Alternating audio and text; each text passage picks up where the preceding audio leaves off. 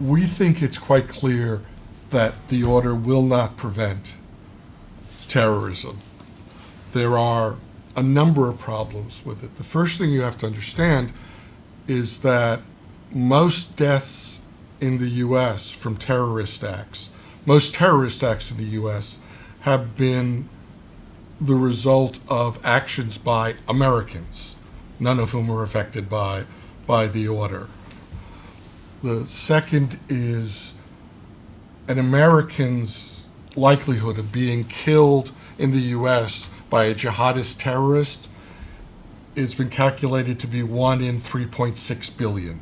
An American is more likely to be killed by a toddler with a handgun than by an immigrant terrorist. They're more likely to be killed by their own clothing in accidents I can't imagine than by a jihadi terrorist who's an immigrant. The third is there is already lengthy, extreme vetting of every refugee that weeds out thousands of potential immigrants. Not that they're necessarily terrorists, but just that there's concern about them. You know, the chance of someone slipping through that is very small. And if that's the concern, make the vetting harder. Not over 900 State Department officers signed a dissent memo, which they sent to the Secretary of State, saying they disagree with the order. And the solution, if there is a problem, is to improve vetting, not to alienate the entire Muslim world and ban immigrants from 7 random countries.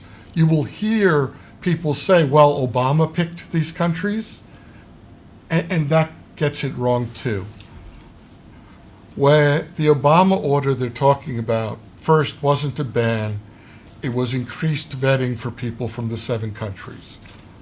Those 7 countries at the time were in our visa waiver program, which means there was less vetting of them.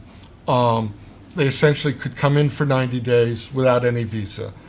And the Obama administration decided that there was enough issue in these countries that we should actually check who's coming in and not just let anyone come in.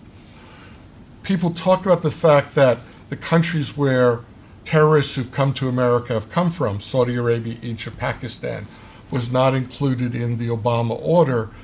That is because they weren't in the visa waiver program. They had already been denied the benefits of the visa waiver program because they were considered too risky. What happened is these other 7 countries were put into the same category as Saudi Arabia and Pakistan. Obama was reacting to an actual situation where 2 Iraqis came into the country and it was discovered that they had been involved in bomb making back in Iraq. You know, the lack of vetting let 2 people through, so the government came in and said, well, we need to vet people then. There hasn't been anything in recent years that would justify what the Trump administration is doing. And the last thing to remember is over the last 6 years, the vetting has gotten much stronger. You know, whatever the problems with vetting were in 2011, you know, the government's worked for the last 6 years to eliminate them.